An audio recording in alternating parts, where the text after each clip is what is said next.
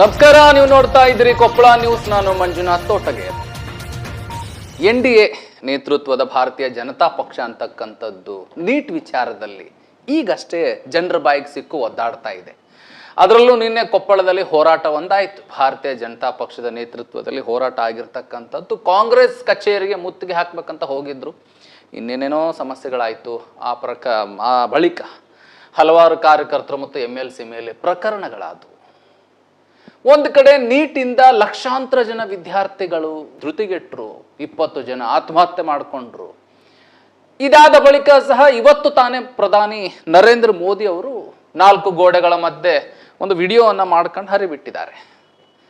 ಈ ಒಂದು ವಿಡಿಯೋ ಅಷ್ಟೇನಾ ಈ ನೀಟ್ ವಿಚಾರಕ್ಕೆ ಸಂಬಂಧಪಟ್ಟಂತೆ ಉತ್ತರ ಅಂತಕ್ಕಂಥದ್ದು ಕುರಿತು ಭಾರತೀಯ ಜನತಾ ಪಕ್ಷ ಮತ್ತು ಕೊಪ್ಪಳ ಜಿಲ್ಲೆ ಅಷ್ಟೇ ಅಲ್ಲದೆ ಗಂಗಾವತಿ ವಿಧಾನಸಭಾ ಕ್ಷೇತ್ರದ ಪ್ರಮುಖ ಮತ್ತು ಪ್ರಬಲ ಆಕಾಂಕ್ಷಿ ಆಗಿರ್ತಕ್ಕಂಥ ಸಂಗಮೇಶ್ ಸುಗ್ರೀವ್ ಅವರು ಇವತ್ತು ನಮ್ಮ ಕೊಪ್ಪಳ ನ್ಯೂಸ್ ಸ್ಟುಡಿಯೋದಲ್ಲಿ ಬಂದಿದ್ದಾರೆ. ಅವ್ರ ಜೊತೆ ಚರ್ಚೆ ಮಾಡೋಣ. ಸರ್, ಕಾರ್ಯಕ್ರಮಕ್ಕೆ ಸ್ವಾಗತ. ನಮಸ್ಕಾರ. ನಮಸ್ತೆ ಸರ್. ಒಟ್ಟಾರೆ ನಿಮ್ಮ ಕೇಂದ್ರ ಸರ್ಕಾರ ಅಂತಕ್ಕಂಥದ್ದು ಸಂಪೂರ್ಣವಾಗಿ ವಿಫಲವಾಗಿದೆ. ಅದರಲ್ಲೂ ಈ ನೀಟ್ ಹಗರಣ ಏನಿದೆ, ಈ ಹಗರಣ ಆಗುವಕ್ಕಿಂತ ಮುಂಚೆ ಪ್ರಮುಖ ಜವಾಬ್ದಾರಿ ಹೊತ್ತಿರ್ತಕ್ಕಂಥ ಇಂಟೆಲಿಜೆನ್ಸಿ ವಿಫಲವಾಗಿದೆ ಅಂತಕ್ಕಂಥ ಆರೋಪಗಳು ಬರ್ತಾ ಇದೆ. ಒಬ್ಬ ಭಾರತೀಯ ಜನತಾ ಪಕ್ಷದ ಮುಂದಿನ ಅಭ್ಯರ್ಥಿ ಆಗ್ತಕ್ಕಂಥ ನೀವು ಹೆಂಗೆ ಸಮರ್ಥನೆ ಮಾಡ್ಕೊಳ್ತಾ ಇದ್ರಿ ತಾವು? ಸರ್, ಮೊದಲನೇದಾಗಿ ಭಾರತೀಯ ಜನತಾ ಪಾರ್ಟಿ NDA ಸರ್ಕಾರ ವಿಫಲ ಆಗಿಲ್ಲ. ನಿಮಗೆ ಗೊತ್ತಿದೆ, ಈ ಒಂದು ಸಮಸ್ಯೆ ನೀಟ್ ಕೋಚಿಂಗ್ ಸೆಂಟರ್ಗಳದ್ದು ನಿಮ್ಗೆ ಗೊತ್ತಿರ್ತೈತಿ. ನೀಟ್ ಕೋಚಿಂಗ್ ಸೆಂಟರ್ಗಳೇನದವಲ್ಲ, ಇಡೀ ಭಾರತದಾದ್ಯಂತ ಪರ್ಟಿಕ್ಯುಲರ್ಲಿ ನೀಟ್ ಅಂತಕ್ಕದ್ದೇ ಹೆಸರು ಐತೆ. ಅದಕ್ಕೆ ನೀಟ್ ಕೋಚಿಂಗ್ ಸೆಂಟರ್ ಅಂತ ಹೇಳಿ 27,000 ಕೋಟಿ ರೂಪಾಯಿನ ಅವರು ಇನ್ವೆಸ್ಟ್ ಮಾಡ್ಯಾರ. ಅದಕ್ಕೆ ಎಷ್ಟು?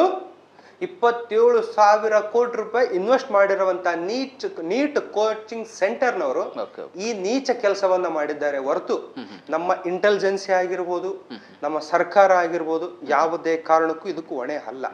ಆದರೆ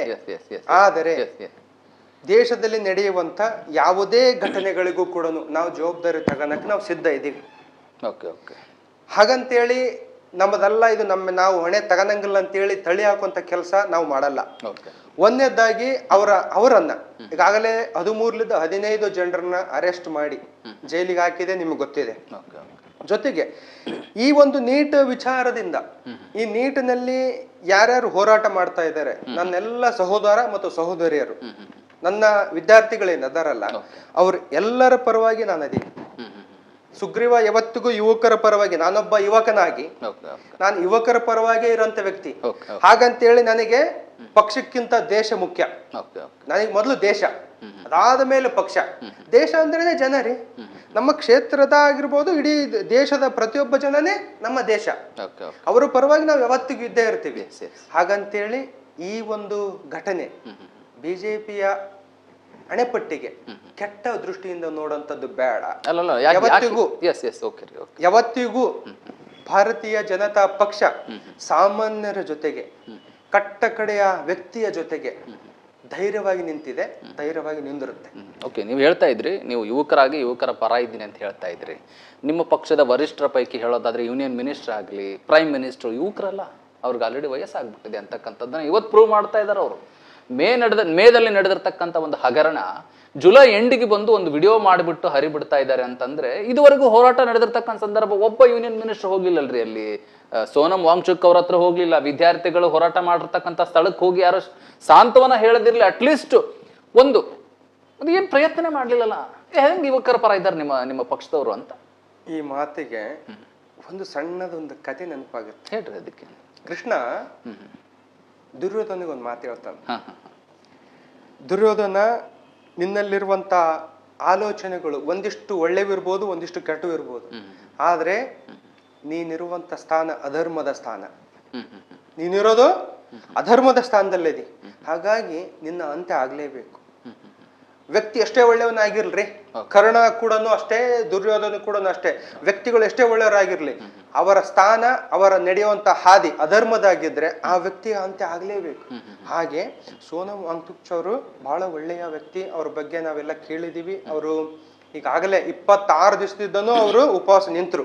ಓಕೆ. ಅವ್ರನ್ನ ಭೇಟಿ ಆಗೋ ಸಲುವಾಗಿ, ಅವ್ರ ಜೊತೆಗೆ ಮಾತುಕತೆ ಮಾಡೋ ಸಲುವಾಗಿ ಕೇಂದ್ರದ ನಾಯಕರು ಬಹಳ ಸಾರಿ ಅವರಿಗೆ ಇಂಟಿಮೇಷನ್ ಕೊಟ್ಟರು. ಆದ್ರೆ ಅವರ ಜೊತೆಗೆ ದುಷ್ಟ ಕಾಂಗ್ರೆಸ್ ಸರ್ಕಾರ ಸೇರಿಬಿಡ್ತಿ. ಓಕೆ.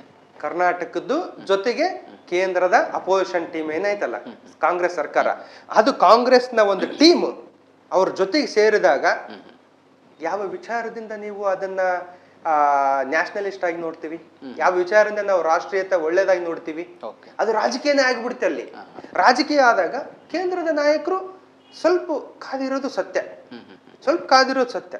ಈ ಕಾಯುವಿಕೆ ಮಧ್ಯದಲ್ಲಿ ಈ ಘಟನೆಗಳು ನಡೆದವಲ್ಲ, ಅದು ಎಲ್ಲರಿಗೂ ನೋವು ತರುವಂತದ್ದೇ. ಅಂದ್ರೆ ನಿಮ್ಗೆ ಪಕ್ಷ ಮುಖ್ಯ, ವಿರೋಧ ಪಕ್ಷ ಮುಖ್ಯ, ವಿದ್ಯಾರ್ಥಿಗಳ ಬದುಕು ಮುಖ್ಯ ಅಲ್ಲ ಅಂತಕ್ಕಂಥದ್ದು ಸ್ಪಷ್ಟ ಕೊಡಿಸ್ತಾ ಇದ್ರೆ ಹಾಗಾದ್ರೆ ತಾವು? ಇಲ್ಲ ಇಲ್ಲ ಇಲ್ಲ. ಮತ್ತೆ ನನಗೆ ನನ್ನ ವಿದ್ಯಾರ್ಥಿಗಳು, ನನ್ನ ಯುವಕರು, ನನ್ನ ಸಹೋದರ ಸಹೋದರಿಯರು ಈಗೇನು ಹೋರಾಟ ಮಾಡ್ತಾ ಇದ್ದಾರೆ ಅವರೆಲ್ಲರ ಭವಿಷ್ಯನೇ ಮುಖ್ಯ. ಅದಾದ ಮೇಲೆ ಪಕ್ಷ ಅಂತ ಹೇಳ್ತಾ ಇದ್ದೀನಿ ನಾನು. ಅವರ ದೇಶ ರೀ, ಅವ್ರು ಬಿಟ್ರೆ ದೇಶ ಇಲ್ಲ. 2.5 ತಿಂಗಳು ಯಾಕೆ ಬಿಟ್ರೆ ಹಾಗಾದ್ರೆ ಮೋದಿಜಿ ಅವರು? ಒಬ್ಬರಾದ್ರೂ ಯೂನಿಯನ್ ಮಿನಿಸ್ಟ್ರು, ಪ್ರಧಾನ ಅವರು ಆದ್ರೂ ಹೋಗಿ ಅಟ್ಲೀಸ್ಟ್ ಒಂದು ಸಾಂತ್ವನ ಹೇಳಿಲ್ಲ, ಒಂದು ಹೋರಾಟ ನಡೀತಕ್ಕಂಥ ಸಂದರ್ಭ. ಯಾಕೆ ಹಿಂಗ್ ಮಾಡಿದ್ರು? ನಮ್ಮ ದೇಶ ಕಟ್ತಕ್ಕಂಥ ಎಷ್ಟೋ ಜನ ಯುವಕರು. ಅದೇನಾಯ್ತು, ವಿದ್ಯಾರ್ಥಿಗಳ ಒಕ್ಕೂಟ ಹೋರಾಟದ ದಾರಿ ಒಳ್ಳೇದಿತ್ತು. ವಿದ್ಯಾರ್ಥಿಗಳ ಹೋರಾಟ ಏನತ್ತಲ್ಲ ಆ ದಾರಿ ಒಳ್ಳೇದಿತ್ತು. ಬಟ್ ಅವ್ರ ಜೊತೆಗೆ ಸೇರಿದಂತ ನಾಯಕರುಗಳೇನಿದ್ರಲ್ಲ ಅವರು ಅಧರ್ಮಿಗಳಿದ್ರು. ಆ ಕಾರಣಕ್ಕೆ ಅದೇನಾಯ್ತು, ಒಂದಿಷ್ಟು ಕಾಲಾವಕಾಶ ಹಿಡಿದಿರ್ಬೋದು, ಇದು ಸತ್ಯ. ಆದ್ರೆ ಈ ಒಂದು ಕಾಲಾವಕಾಶ ಭಾರತೀಯ ಜನತಾ ಪಾರ್ಟಿಯ ತಪ್ಪಲ್ಲ. ಅಲ್ಲಿ ಜೊತೆಗೆ ಬಂದ್ರಲ್ಲ, ಕಾಕ್ರೋಚ್ ಪಾರ್ಟಿ ಆಗಿರ್ಬೋದು, ಕಾಂಗ್ರೆಸ್ ಪಾರ್ಟಿ ಆಗಿರ್ಬೋದು, ಅದ್ರ ಜೊತೆಗೆ ಒಂದಿಷ್ಟು ಅಧರ್ಮಿಗಳು, ಒಂದಿಷ್ಟು ಬೇರೆ ಬೇರೆ ಗೂಂಡಾಗಳು, ಬೇರೆ ಬೇರೆ ಎಲ್ಲರೂ ಸೇರ್ಕೊಂಡ್ರಲ್ಲ, ಇದರಿಂದ ವಿದ್ಯಾರ್ಥಿಗಳಿಗೆ ತೊಂದರೆ ಆಯ್ತು ಅನ್ನೋಂಥದ್ದು ನನ್ನ ಅನಿಸಿಕೆ. ಆದ್ರೂ ನಾನು ಈಗ್ಲೂ ಹೇಳ್ತಾ ಇದ್ದೀನಿ, ಎಲ್ಲಾ ಯುವಕರಿಗೆ ನನ್ನ ವಿನಂತಿ, ಏನೇ ತಪ್ಪಾಗಿದ್ರು, ಒಂದು ವೇಳೆ ಏನೇ ನಿಮಗೆ ತೊಂದರೆ ಆಗಿದ್ರು, ಅದಕ್ಕೆ ಎಲ್ಲದಕ್ಕೂ ಕೂಡ ಪರಿಹಾರ ಕೊಡುವಂತ ಭರವಸೆಯನ್ನ ನಿನ್ನೆ ಮೋದಿಜಿ ಅವರು ಕೊಟ್ರು. ಎಲ್ಲಾ ರೀತಿಯಲ್ಲಿದ್ದನು ಅವರು ನಿಮಗೆ ಧೈರ್ಯವನ್ನು ತುಂಬಿದ್ರು. ಯುವ ಶಕ್ತಿನೇ ನಮ್ಮ ದೇಶ ಅಂದ್ರೇನೆ ಯುವ ಅನ್ನಂತ ಮಾತುಗಳನ್ನ ಹೇಳಿದ್ರು. ಅದ್ರ ಮೇಲೆ ನೀವು ವಿಶ್ವಾಸ ಇಡ್ರಿ ಅನ್ನಂಥದ್ದು ನನ್ನ ವಿನಂತಿ. ಈಗ ನಾನು 2014ರಿಂದ ಬರ್ತೀನಿ ನಾನು ಈಗ. ಹಾಗಾದ್ರೆ ಸುಗ್ರೀವ್ ಅವರೇ, ಈಗ ಬಂದ್ಬಿಟ್ಟು ಮೋದಿ ಅವರು ವಿಡಿಯೋದಲ್ಲಿ ಓಪನ್ ಆಗಿ ಹೇಳಿ ಧೈರ್ಯ ತುಂಬಿದ್ರು ಅಂತಕ್ಕಂಥ ಮಾತು ಬರ್ತಾ ಇದೆ ಭಾರತೀಯ ಜನತಾ ಪಕ್ಷ ವಲಯಗಳಲ್ಲಿ. 14ರಿಂದ ನಡೀತಾ ಇದೆ ಅಲ್ರಿ, 14ರಿಂದ 24, 10 ವರ್ಷಗಳಲ್ಲಿ 75ರಿಂದ 80 ಪ್ರಮಾಣದಲ್ಲಿ ಈ ನೀಟ್ ಅಂತ ಹಲವು ಪರೀಕ್ಷೆಗಳ ಹಗರಣ ಆಗಿದ್ದವಲ್ರಿ. ಅವಾಗ CBI ಏನೂ ಮಾಡಲಿಲ್ಲ, ನಿಮ್ಮ ಮೋದಿ ಅವರು ಏನೂ ಮಾಡಲಿಲ್ಲ. 2013ರಲ್ಲಿ ಕಾಂಗ್ರೆಸ್ UPI ಪರಿಚಯ ಮಾಡಿರ್ತಕ್ಕಂಥದ್ದು ಇದು ನೀಟು. ಈ ನೀಟ್ ಬಂದ್ಬಿಟ್ಟು 2016ರಲ್ಲಿ ಸ್ವತಃ ನೀವೇ ಪರೀಕ್ಷೆ ನಡೆಸಿದ್ರಿ. ಆ ಬಳಿಕ ಮತ್ತೆ ಹಗರಣ ಆಯಿತು, ಅದಾದ ಬಳಿಕ ಮತ್ತೆ CBI. ಇವೆಲ್ಲ ಬರ್ತಾ ಬರ್ತಾ ಬರ್ತಾ ಇದು ಹೆಂಗಂತಂದ್ರೆ ರಾಯರ ಕುದುರೆ ಕತ್ತೆ ಆಗಿಬಿಡುತ್ತೇನೋ ಅಂತಕ್ಕಂಥದ್ದು ಒಂದು ಆರೋಪಗಳಿದೆ. ಇಲ್ಲ, ನೀವೇ ಕಂಟ್ರೋಲ್ ತರಲಿಲ್ಲಲ್ರಿ ಇದನ್ನ, ನೀಟ್ ಹಗರಣಗಳ ಆಗುತ್ತೆ. ಏನಾಗಿದೆ, ಈ ನೀಟ್ ಅನ್ನೋದನ್ನ ಪರಿಚಯ ಮಾಡಿಸಿದ್ದೆ ಕಾಂಗ್ರೆಸ್. ಓಕೆ, ಹೌದು, ನಿಮಗೆ ಗೊತ್ತಿದೆ. ಇದನ್ನ ಪ್ರಾರಂಭ ಮಾಡಿದ್ದು ಕಾಂಗ್ರೆಸ್. ಈಗ ನಿಮ್ಮ ಮನೆಯಲ್ಲಿ ಹಿಡ್ಕೊಳ್ರಿ, ಹೊರಗಡೆ ಹಿಡ್ಕೊಳ್ರಿ, ಒಂದು ಗಟಾರ ಡ್ರೈನೇಜ್ ಇರ್ತಲ್ಲ, ಪೂರ್ತಿ ವಲಸೆ ತುಂಬಿಟ್ಟಿರ್ತೈತಿ, ತುಂಬಿಟ್ಟಿರ್ತೈತಿ. ಆ ವಲಸನ್ನ ಕ್ಲೀನ್ ಮಾಡ್ಬೇಕು, ಸ್ವಚ್ಛಗೊಳಿಸ್ಬೇಕಂದ್ರೆ ಹಿಂದ್ಗಡೆ ಒಳ್ಳೆ ನೀರ್ ಬಿಡ್ಬೇಕು. ನಾವು ಎಲ್ಲಿವರೆಗೂ ಬಿಡ್ಬೇಕು? ಅದಕ್ಕೆ ಒಂದಿಷ್ಟು ಟೈಮ್, ಕಾಲಾವಕಾಶ ಬೇಕಾಗುತ್ತಾ. ಅವತ್ತಿಗೆ ಪ್ರಾರಂಭ ಮಾಡಿದ್ರು. 2014ರಿಂದ ನಾವು ಅಧಿಕಾರಕ್ಕೆ ಬಂದಿವಿ. 2014ರಿಂದ ಅದನ್ನೆಲ್ಲದನ್ನು ಸ್ವಚ್ಛ ಮಾಡಕ್ಕೆ ನಮಗೆ ಟೈಮ್, ಕಾಲಾವಕಾಶ ಬೇಕಾಯ್ತು. ಅದಾದ್ಮೇಲೆ ನಾವೇ ಒಂದು ಕಾನೂನು ತಂದಿವಿ, ನಿಮ್ಗೆ ಗೊತ್ತಿದೆ. 1 ಕೋಟಿ ರೂಪಾಯಿ, ಅದಕ್ಕೆ ಯಾರೇ ತಪ್ಪು ಮಾಡಿದ್ರು 1 ಕೋಟಿ ರೂಪಾಯಿ ದಂಡ ಕಟ್ಟಬೇಕು, ಜೊತೆಗೆ ಜೈಲು ಅನ್ನಂಥದ್ದು ಕಾನೂನು ತಂದರೆ. ತಂದ್ರಿ, ಯಾರು ಉಪಯೋಗ ಮಾಡಿದ್ರು ಅದನ್ನ? ನಿಮ್ ಸರ್ಕಾರದವ್ರೆ ಯೂಸ್ ಮಾಡ್ಲಿಲ್ಲಲ್ರಿ, ನಿಮ್ ಸರ್ಕಾರನ ಯೂಸ್ ಮಾಡ್ಲಿಲ್ಲ. ಮಾಡಿಲ್ಲ ಅನ್ನಂಥದ್ದೇ ಎಲ್ಲರಿಗೆ ಪರಿಚಯ ಮಾಡಿಸಿದ್ರು, ಅಷ್ಟೇ ಬಿಟ್ರೆ ನಮ್ಮ ಸರ್ಕಾರದವರು ಅದನ್ನ ತಡೆಯುವಂತ ಕೆಲಸನ 100ಕ್ಕೆ 100 ಪ್ರಯತ್ನ ಮಾಡಿದ್ರು. ಮಾಡಿದಕ್ಕೆ 11ರಿಂದ 17 ಜನರ ಮೇಲೆ FIR, ಅವ್ರು ಜೈಲಲ್ಲಿ ಇರೋದು. ಇವತ್ತು ಅವ್ರು ಪ್ರಯತ್ನ ಮಾಡಿಲ್ಲ ಅಂದಿದ್ರೆ ಅವ್ರೆಲ್ಲಿ ಇರ್ತಿದ್ರು? ಅದಾದ್ಮೇಲೆ ಅವ್ರು ಪ್ರಯತ್ನ ಮಾಡಿದ ಮೇಲೆ ಅಲ್ರಿ, ಒಂದು ಫೋರ್ಸ್ ಅನ್ನ ಕಳಿಸಿ ಮತ್ತೆ ನೀಟ್ ಎಕ್ಸಾಮ್ ಅನ್ನ ಮತ್ತೆ ಬರ್ಸಿದ್ರಲ್ಲ, ನಿಮ್ಗೆ ಗೊತ್ತಿದೆ ಅಲ್ಲ. ನಿಮ್ಗೆ ರೇಡಿಯೋದಲ್ಲಿ ಮನ್ ಕಿ ಬಾತ್ ಅಂತ ಬಂದ್ ಮಾತಾಡೋದು ಬಿಟ್ರೆ, ಈ ಅಕ್ರಮ, ಈ ನೀಟ್ ಹಗರಣ ಅಥವಾ ಇನ್ನಿತರ ವಿದ್ಯಾರ್ಥಿಗಳಿಗೆ ಅನ್ಯಾಯ ಆದಂತ ಸಂದರ್ಭ, ಇವು ಯಾವ ಸಂದರ್ಭಗಳು ಕಣ್ಮುಂದ್ ಬಂದಾಗ ಯಾವ ವಿಡಿಯೋನು ಮಾಡಿ ಹರಿಬಿಡೋದು ಅಷ್ಟೇ ಗೊತ್ತು. ಮಾಧ್ಯಮಗಳನ್ನ ಕರೆದು ಬಿಟ್ಟು ಒಂದು ಪ್ರೆಸ್ ಮೀಟ್ ಮಾಡಕ್ಕೆ ಭಯ ಇದೆ ಅಲ್ರಿ ನಿಮ್ಮ ಮೋದಿ ಅವ್ರಿಗೆ. ಹೆಂಗ್ ನಡೆಯುತ್ತೀರಿ ದೇಶ? ಸಂಗಮೇಶ್ ಸರ್ ಅವರೇ, ತಮಗೆ ಮದುವೆ ಆಗಿದೆ? Yes of course. ಎಷ್ಟು ಮಕ್ಕಳು? 2 ಮಕ್ಕಳಿದೆ. 2 ಮಕ್ಕಳು. ಎಸ್. 2 ಮಕ್ಕಳಿಗೆ ನೀವು ದಿನ ಎಷ್ಟು ಸಮಯ ಕೊಡ್ತೀರಿ? ನಿಮ್ಮ ಈ ಒಂದು ಮೀಡಿಯಾದ ಬಿಸಿಯಲ್ಲಿ ಎಷ್ಟು ಟೈಮ್ ಕೊಡ್ತೀರಿ? ಈಗ ನಮ್ಮ ಹುಡುಕಿನ 24 ಗಂಟೆಗೆ ಅಲ್ಲ, ನೀವ್ ಹೇಳಿ ನಾ ಅಲ್ಲ, ಆಲ್ಮೋಸ್ಟ್ ಅಲ್ಲಿ ಕೆಲವು ನನ್ಗೇನ್ ಸಮಯ ಹೊರತುಪಡಿಸಿ ಕೆಲಸದ ಸಮಯನ ಬದಿಗಿಟ್ಟು ನಮ್ಮ ಮನೆಗೆ ಹೋದಂತ ಸಂದರ್ಭ ಟೈಮ್ ಕೊಟ್ಟೆ 24 ಗಂಟೆಯಲ್ಲಿ 1 ಗಂಟೆ ಅಥವಾ 2 ಗಂಟೆ 2-3 hours 2 ಮಕ್ಕಳಿಗೆ ನೀವು ಒಬ್ರು ಕಾಲಾವಕಾಶ ಕೊಡ್ತೀರಿ, ಕೊಡ್ತೀವಿ. ಅವ್ರಿಗೆ ಸಮಯ ಕೊಡ್ತೀರಿ. ಒಬ್ಬೊಬ್ರಿಗೆ 5 ಮಕ್ಕಳು ಇದ್ದಂತವರಿಗೆ ಅವ್ರಿಗೂ ಸ್ವಲ್ಪ ಟೈಮ್ ಹೆಚ್ಚು ಹಿಡಿಯುತ್ತೆ, ಕಮ್ಮಿ ಕೊಡ್ತಾರೆ ಕಾಲಾವಕಾಶ. ಓಕೆ, ಕಮ್ಮಿ ಕೊಡ್ತಾರೆ. ಅವಾಗೆಲ್ಲ ಡಜನ್ ಗಟ್ಟಲೆ ಮಕ್ಕಳು ಹಿಡಿತಿದ್ರು, ಹೌದೌದು. ಅವಾಗೆಲ್ಲ ಸಮಯ ಕಮ್ಮಿ ರೀ. ಇಡೀ 140 ಕೋಟಿ ಜನ ನರೇಂದ್ರ ಮೋದಿಜಿ ಅವರ ಸ್ವಂತ ಮಕ್ಕಳ ತರ ನೋಡ್ಕೊಂತ ಇದ್ದಾರೆ. ಎಲ್ಲರನ್ನೂ ನೋಡ್ಬೇಕು ಅನ್ನೋದ್ರ ಜೊತೆಗೆ ದೇಶದ ಅಭಿವೃದ್ಧಿಯತ್ತ ಅವ್ರು ಗಮನ ಕೊಡ್ಬೇಕಲ್ಲ. ದೇಶದ ಅಭಿವೃದ್ಧಿಯತ್ತ ಗಮನ ಕೊಡೋದ್ರ ಜೊತೆಗೆ ವಿದೇಶದಿಂದ ಹೂಡಿಕೆದಾರನ ಕರ್ಕೊಂಡ್ಬರ್ಬೇಕಲ್ಲ. ಇಷ್ಟು ಬ್ಯುಸಿ ಇರುವಂತ, ಇಷ್ಟು ಕಾಲಾವಕಾಶ ಕಮ್ಮಿ ಇದ್ರೂ ಕೂಡ ಇಷ್ಟು ಬ್ಯುಸಿ ಇರುವಂತ ವ್ಯಕ್ತಿ ಎಷ್ಟಂತೂ ಪ್ರೆಸ್ ಮೀಡಿಯಾದಲ್ಲಿ ಬಂದು ಅಥವಾ ಟಿವಿ ಮೀಡಿಯಾದಲ್ಲಿ ಬಂದು ಅಥವಾ ಪ್ರಿಂಟ್ ಮೀಡಿಯಾದಲ್ಲಿ ಬಂದು ಪ್ರತಿದಿನ ಅದನ್ನೇ ಹೇಳ್ಕೊಂತ ಕೊಡಕ್ಕಾಗತ್ತೆ. ಅವ್ರು ದೇಶಕ್ಕೆ ಪ್ರಧಾನಿ ರೀ, ಯಾವುದೋ ಒಂದು ಜಿಲ್ಲೆಗೆ ಯಾವುದೋ ಒಂದು ರಾಜ್ಯಕ್ಕೆ ಅಲ್ಲ. 140 ಕೋಟಿ ಜನಸಂಖ್ಯೆ ಇರುವಂತ ದೇಶಕ್ಕೆ ಒಬ್ಬ ದೊಡ್ಡ ಪ್ರಧಾನಿ, ಇಡೀ ದೇಶವೇ ಅಥವಾ ಇಡೀ ಪ್ರಪಂಚವೇ ಮೆಚ್ಚುವಂತ ಪ್ರಧಾನಿ ಅಂತವ್ರು ದಿನಾ ಬಂದು ಮೀಡಿಯಾ ಮುಂದೆ ಕುಂತ್ಕೊಂಡು ಉತ್ತರ ಕೊಡಿ ಅಂದ್ರೆ ಮತ್ತೆ ಕೆಲಸವಾಗಿ ಮಾಡ್ಬೇಕು ಅವರು. ಅಂದ್ರೆ ಒಟ್ಟಾರೆ ನೀವು ಏನ್ ಮಾಡಿದ್ರು ನಡೆಯುತ್ತೆ. ಇನ್ನುಳಿದಿರ್ತಕ್ಕಂಥವ್ರು ಬೇರೆ ಬೇರೆ ದೇಶದ ಪ್ರಧಾನಿಗಳೆಲ್ಲ ಹೆಂಗಾದ್ರೂ ಇರ್ತಾರೆ, ನಮ್ಮ 140 ಕೋಟಿ ವಿದ್ಯಾರ್ಥಿ ಕ್ಷಮಿಸಿ ಮಕ್ಕಳನ್ನ ನೋಡ್ಕೊಂಡಿರ್ತಕ್ಕಂಥ ತಂದೆ ಸ್ಥಾನದಲ್ಲಿರೋ ಮೋದಿ ಮಾತ್ರ ಪ್ರೆಸ್ ಮೀಟ್ ಕರೆಯಲ್ಲ ಅನ್ನೋದು ನಿಮ್ ವಾದ. ಹಾಗೆ ಕರೆಯಲ್ಲ ಅಂತ ನೀವು ಹೇಳಿದೆ. ಇಲ್ಲ, ಕರೆಯಲ್ಲ ಅಂದಿಲ್ಲ. ಮುಂಜಾನೆದ್ದು ದಿನ ಅದೇ ಕೆಲಸ ಮಾಡಲ್ಲ ಅಂತ ಹೇಳಿದ ಅಷ್ಟೇ. ಕರೆದಿದ್ದಾರೆ. ಯಾಕೆ ಕರೆದಿಲ್ಲ ಅವರು? ಯಾಕೆ ಕರೆದಿಲ್ಲ? ಪ್ರತಿ ಒಂದು ಘಟನೆ ನಡೆದಾಗ ನೋಡ್ರಿ, ಇದಾಯ್ತು ನಮ್ಮ ಸೈನಿಕರ ಮೇಲೆ ಬಾಂಬ್ ದಾಳಿ ಆದಾಗೂ ಅವ್ರು ಕರೆದು ಮಾತಾಡಿದ್ರು. ಯಾವ ವಿಚಾರದಲ್ಲಿ ಬಿಟ್ಟಿದ್ರು? ಆದ್ರೆ ಪ್ರತಿ ಪ್ರಶ್ನೆಗೂ ಪ್ರತಿದಿನ ಉತ್ತರ ಕೊಡೋಕೆ ಸಮಯ ಇಲ್ಲ. ಸೋನಂ ವಾಂಗ್ಚುಕ್ ಅವರು ಸಿಜೆಪಿ ಪಕ್ಷದವರು, ಸೋನಂ ವಾಂಗ್ಚುಕ್ ಅವರು 26 ದಿನ ಉಪವಾಸ ಕುತ್ಕೊಂಡ್ರು ಅವ್ರು ಒಂದು ಸ್ಥಳದಲ್ಲಿ. ಆಗ ಯಾರನ್ನ ಕಳ್ಸಿದ್ರಿ ನೀವು? ಯೂನಿಯನ್ ಮಿನಿಸ್ಟರ್ ಕಳ್ಸಿದ್ರ? ಮೋದಿ ಅವ್ರು ಬಂದ್ರ? ಅಥವಾ ಇನ್ಯಾರು ಅಮಿತ್ ಶಾ ಅವ್ರು ಬಂದ್ರ? ಯಾರು ಬರ್ಲಿಲ್ಲ. ಯಾಕೆ ಇಷ್ಟು ದಿನ ಬಿಟ್ಟು ಆಮೇಲೆ ಗ್ಯಾಪ್ ಮಾಡಿ ಕಸ್ಟಡಿಗೆ ತಗೊಂಡು ಮತ್ತೆ ವೈದ್ಯಕೀಯ ಟ್ರೀಟ್ಮೆಂಟ್ ಕೊಡಿಸಿ ಮತ್ತೆ ಕೈ ಬಿಟ್ರು? ಇಲ್ಲ, JP ನಡ್ಡಾ ಸಾಹೇಬ್ರಿಗೆ ಮಾತುಕತೆ ನಡೆಸಕ ಅವರೆಲ್ಲ ಮಾತಾಡಿದ್ರು. ಬಟ್ ಉಳಿದಂತ ಸೋನಂ ಜಿ ಅವ್ರ ಜೊತೆಗಿರೋಂತ ಒಂದಿಷ್ಟು ಅಧರ್ಮಿಗಳು, ಒಂದಿಷ್ಟು ರಾಜಕೀಯ ಪ್ರೇರಿತ ನಾಯಕರುಗಳು ಅವ್ರಿಗೆ ಅಲ್ಲಿ ಹೋಗಕ್ಕೆ ಮಾತಾಡಕ್ಕೆ ಅವಕಾಶ ಕೊಟ್ಟಿಲ್ಲ. ಇದು ಕಟು ಸತ್ಯ. ಇದನ್ನ ಎಲ್ಲ ತೋರಿಸಿಲ್ಲ, ಒಂದಿಷ್ಟು ಮೀಡಿಯಾದಲ್ಲಿ ತೋರಿಸಿದಾರೆ, ಅದು ಸತ್ಯ. ಅವ್ರು ಮಾತಾಡಕ್ ಸಿದ್ಧರಿದ್ರು, ಇವ್ರು ಹೋಗಕ್ ಸಿದ್ಧ ಇದ್ರು. ಜೊತೆಗಿರೋಂಥವ್ರು ಅವ್ರ ದಾರಿ ತಪ್ಪಿಸಿದ್ರೆ ಹೊರತಾಗಿ ಬೇರೆ ಯಾವ್ದು ಇಲ್ಲ. ಈ ಕಾರಣಕ್ಕೆ ಅದು 26 ದಿವಸ ಕಾಲಾವಕಾಶ ಹಿಡಿದು ಮತ್ ನಿನ್ನೆ ಹೋಗಿ ಎಲ್ಲ ಅವರ ಒಂದು ಉಪವಾಸ ಸತ್ಯಾಗ್ರಹನ ಬಿಡಿಸಿದ್ರಲ್ಲ. ಅವರು ಅದಕ್ಕೆ 26 ದಿನಗಳವರೆಗೆ ಏನ್ ಮಾಡ್ತಾ ಇದ್ರು? ಅವ್ರು ಭಜನೆ ಮಾಡ್ತಾ ಇದ್ರ ಅಂತ? ಮೊದಲು ನಾನು ಹೇಳಿದ್ನಲ್ಲ, ರಾಜಕೀಯ ಪ್ರೇರಿತ ನಾಯಕರು ಅಧರ್ಮಿಗಳು ಅವ್ರ ಜೊತೆಗೆ ಸೇರಿ ಒಂದಿಷ್ಟು ದಾರಿ ತಪ್ಪಿಸಿದ್ರು ಅನ್ನೋಂಥದ್ದು ನನ್ನ ಒಂದು ಅನಿಸಿಕೆ.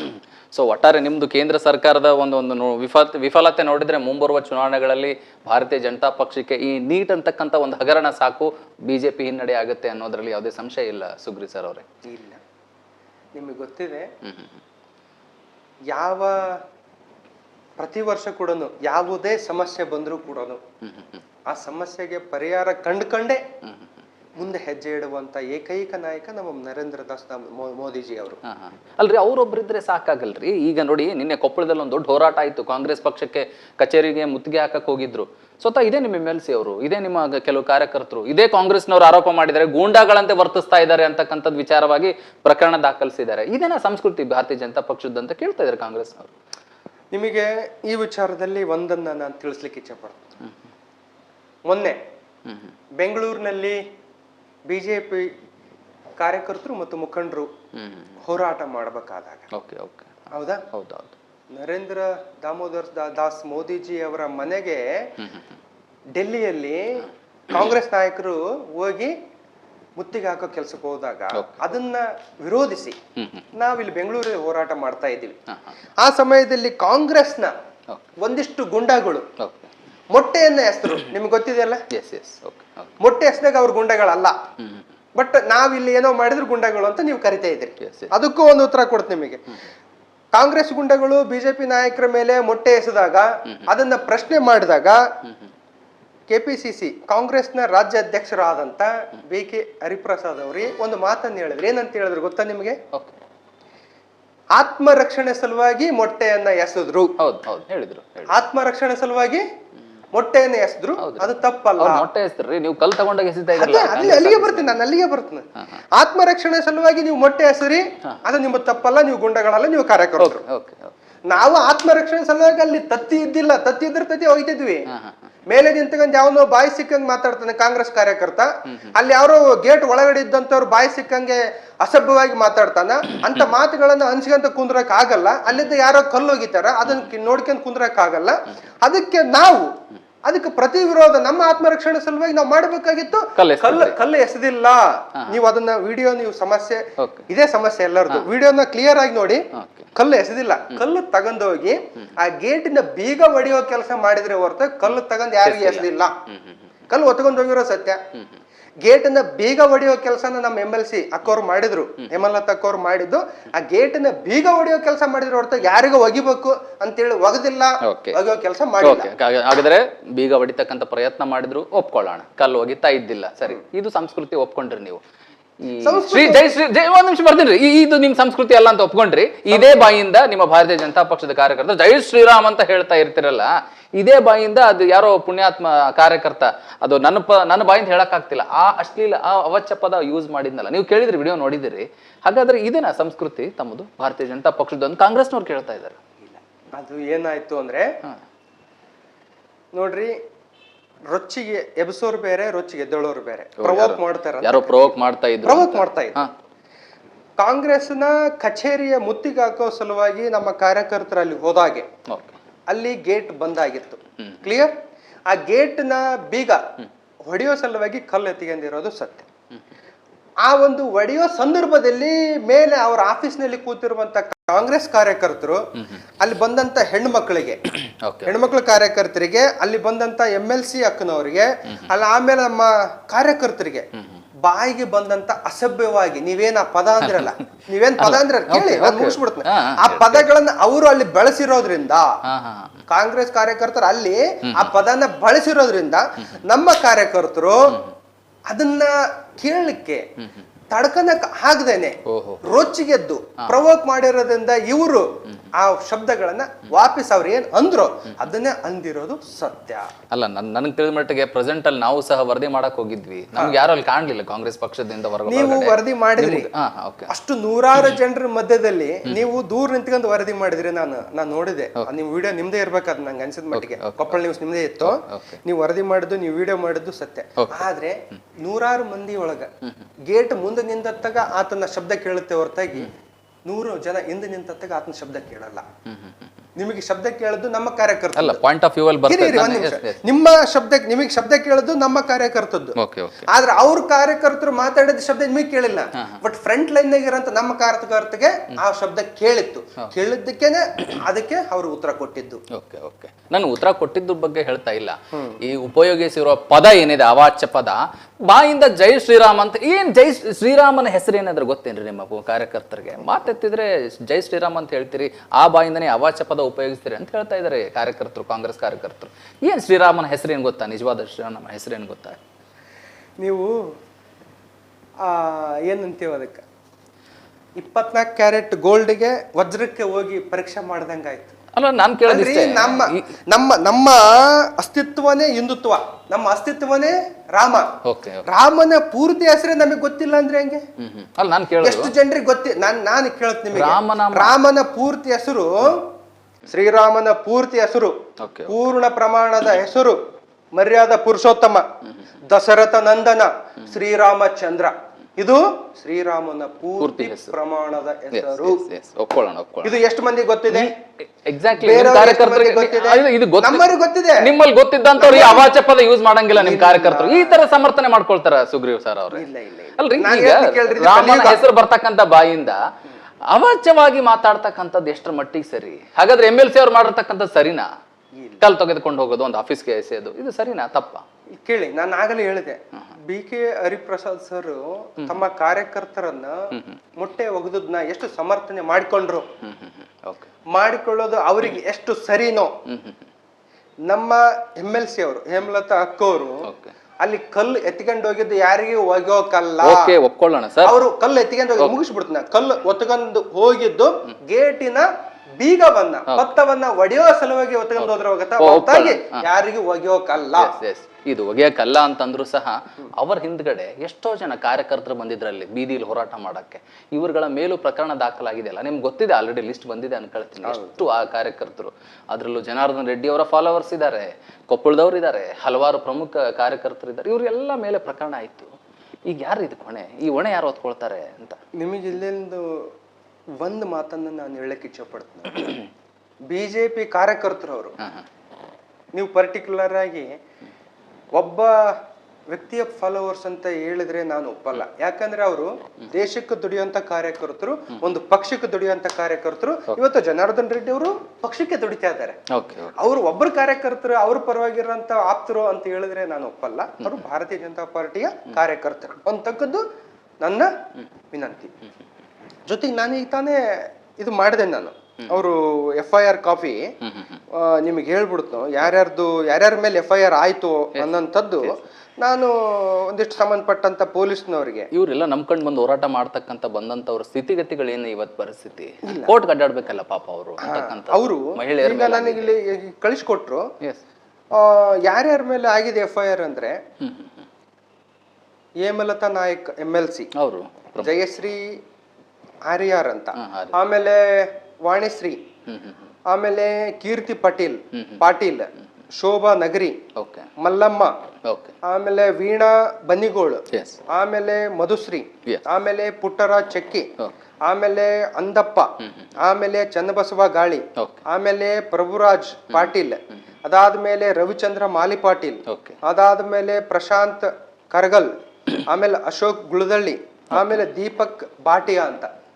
ಇಷ್ಟು ಕಾರ್ಯಕರ್ತರ ಮೇಲೆ FIR ಆಗಿದೆ ಅಂತಂದೇಳಿ ನನಗೆ ಒಂದಿಷ್ಟು ಮಾಹಿತಿ ನನಗೆ ಪೊಲೀಸರು ಕಳಿಸ್ಕೊಟ್ರು. ನಾನು ಇವರೆಲ್ಲರಿಗೂ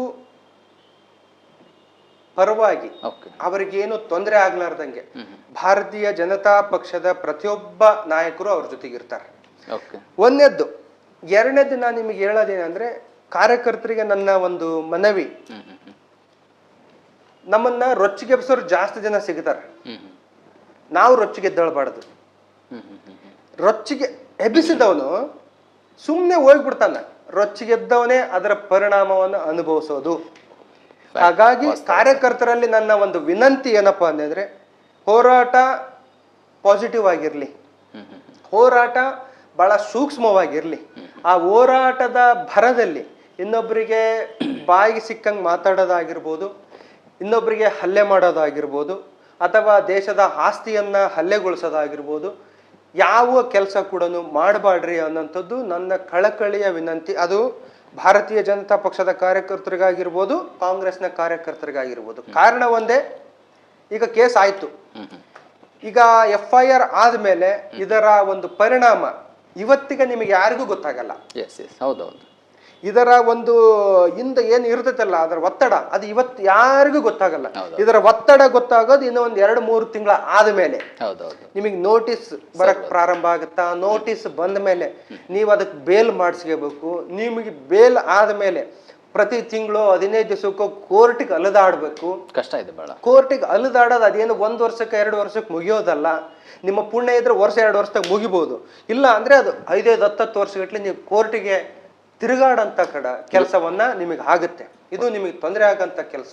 ಪ್ರತಿಯೊಬ್ಬ ಕಾರ್ಯಕರ್ತರಿಗೂ ನಾನು ವಿನಂತಿ ಮಾಡ್ಕೊಳ್ಳೋದು, ನೀವು ಹೋರಾಟ ಮಾಡ್ರಿ, ಪಾಸಿಟಿವ್ ಆಗಿ ಮಾಡ್ರಿ ಅನ್ನೋಂಥದ್ದು ನನ್ನ ವಿನಂತಿ. ಎಸ್ ಸುಗ್ರೀವರೇ, ಫೈನಲಿ ಏನಂದ್ರೆ, ಈ ಒಟ್ಟಾರೆ ಇದೆಲ್ಲ ಆಗಿರ್ತಕ್ಕಂಥದ್ದು ಮೂಲತಃ ಸಮಸ್ಯೆ ಬಂದ್ಬಿಟ್ಟು ನಿಮ್ಮ NDA ನೇತೃತ್ವದ ಭಾರತೀಯ ಜನತಾ ಪಕ್ಷ ಸಂಪೂರ್ಣ ವಿಫಲವಾಗಿದ್ದು, ಇಂಟೆಲಿಜೆನ್ಸಿ ವಿಫಲವಾಗಿರ್ತಕ್ಕಂಥದ್ದು, ನೀಟ್ ಹಗರಣ ಆಗಿರ್ತಕ್ಕಂಥದ್ದು. ಅದಾದ ಬಳಿಕ ಅದಕ್ಕೆ ಪ್ರೊಟೆಸ್ಟ್ ಮಾಡ್ತಿರ್ತಕ್ಕಂಥ ರಾಹುಲ್ ಗಾಂಧಿ ಒಂದು ಕಡೆ ಎಡವಿದ್ದು, ಅದನ್ನ ಖಂಡಿಸಕ್ಕೆ ಹೋಗಿ ಕೊಪ್ಪಳದವ್ರು ಎಡವಿದ್ದು, ಹೌದ್ರಿ? ಈಗ ವಿಚಾರಕ್ಕೆ ಬರ್ತಾ ಇದ್ದೀನಿ. ಈ ಎಲ್ಲ ಸಂಪೂರ್ಣ ವೈಫಲ್ಯವನ್ನ ನೇರ ಹೊಣೆ ಹೊತ್ಕೊಂಡು ರಾಜೀನಾಮೆ ಕೊಡ್ತಾರಾ ನಿಮ್ಮ ಪ್ರೈಮ್ ಮಿನಿಸ್ಟರ್ ಅವರು, ನಿಮ್ಮ ಯೂನಿಯನ್ ಮಿನಿಸ್ಟರ್ ಅವರು ಕೊಡ್ತಾರ? ಅಲ್ಲ, ರಾಜೀನಾಮೆ ಕೊಡುವಂತ ಪ್ರಶ್ನೆಯೇ ಬಂದಿಲ್ಲ. ಕೇಳ್ತಾ ಇದ್ದಾರ್ರಿ ಈಗ ವಿರೋಧ ಪಕ್ಷದವ್ರು ಕೇಳ್ತಾ ಇದ್ದಾರೆ. ವಿರೋಧ ಪಕ್ಷದವ್ರದ್ದು ಕೆಲಸ ಏನೈತಿ ಇವಾಗ ಅವ್ರು ಖಾಲಿ ಅದಾರ ಅವ್ರದ್ದೇನ್ ಕೆಲಸ ದಿನ ಒಬ್ರು ರಾಜೀನಾಮೆ ಕೊಡ್ರಿ, ಎಲ್ಲ ಮಿನಿಸ್ಟರ್ ರಾಜೀನಾಮೆ ಕೊಟ್ಮೇಲೆ ಕೊನೆಯದಾಗಿ ಪ್ರೈಮ್ ಮಿನಿಸ್ಟರ್ ರಾಜೀನಾಮೆ ಕೊಡ್ರಿ ಅಂತ ಅವ್ರದ್ದು ಅದೇ ಕೆಲಸ. ಅವ್ರ ಬೇರೆ ಕೆಲಸ ಏನೈತಿ? ಬೇರೆ ಕೆಲಸ ಇಲ್ಲ ಅವರಿಗೆ. ಹಾಗಾಗಿ ವಿರೋಧ ಪಕ್ಷದವ್ರು ಹೇಳಂತ ಇಂಟರ್ನ್ಯಾಷನಲ್ ನ್ಯೂಸ್ ಸರ್ ಇದು ನಿಜ. ವಿರೋಧ ಪಕ್ಷದವರು ಕೇಳುವಂತ ಪ್ರಶ್ನೆಗೆ ಉತ್ತರ ಕೊಡ್ತೀವಿ, ಪ್ರತಿಯೊಂದು ಪ್ರಶ್ನೆಗೂ ಪರಿಹಾರ ಕೊಡುವಂತ ಕೆಲಸ ಮಾಡ್ತೀವಿ. ಹಾಗಂತೇಳಿ ತಲೆದಂಡ ಮಾಡುವಂತ ಕೆಲಸ ಆಗಲ್ಲ. ಯಾಕ ಅಂದ್ರೆ ಅಲ್ರಿ ವಿದ್ಯಾರ್ಥಿಗಳ ಸಮಸ್ಯೆ ಬಗೆಹರಿಸೋ ಕೆಲಸ ಮಾಡ್ತಾ ಇದಾರಲ್ಲ. Sugreev sir, it is not an common entrance test sir, ಇದು national eligibility cum entrance test. ಇದು ತಮ್ಗೆ ಗೊತ್ತಿರ್ತಕ್ಕಂಥದ್ದು. ಈ ನೀಟ್ ಬಂದ್ಬಿಟ್ಟು ಇಟ್ ಈಸ್ ವೈಡ್ ಸರ್. ಇದು ಇಂಟರ್ನ್ಯಾಷನಲ್ ಲೆವೆಲ್ ಬಂದಂತ ಅಭ್ಯರ್ಥಿಗಳು ಬರ್ತಾರೆ ಬೇರೆ ಬೇರೆ ವಿದೇಶಗಳಿಂದ. ಇಂಥ ನೀಟಲ್ಲಿ ಪದೇ ಪದೇ ಪದೇ ಹಗರಣಗಳಂದ್ರೆ ಹೆಂಗ್ ತಡ್ಕಂತಾರ್ರಿ ವಿದ್ಯಾರ್ಥಿಗಳು ಪಾಪ? ಪದೇ ಪದೇ ಹಗರಣ.